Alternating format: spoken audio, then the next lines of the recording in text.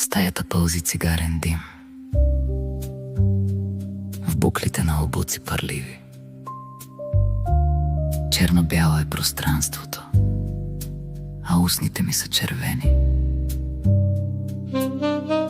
И сякаш само те са живи.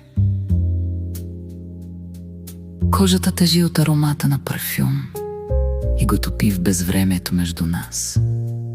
Глухо някъде загнива, удушен в кълбетата тютюн.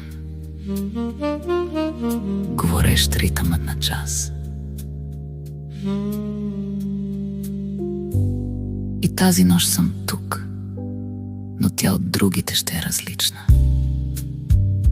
И тази нощ, когато няма друг, аз пак пред теб ще съм безсрамна и ще се събличам.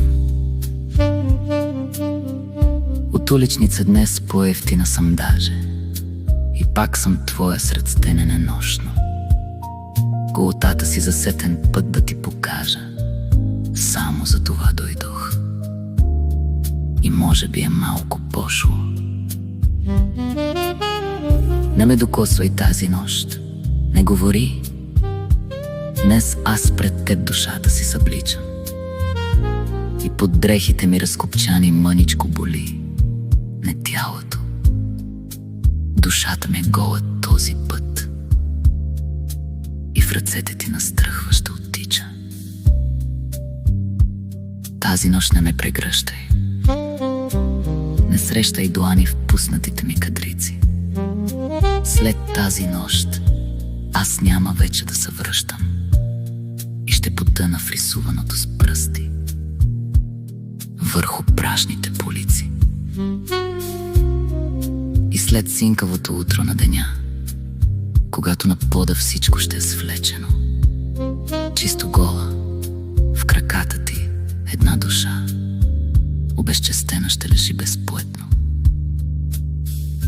насред многото отречено.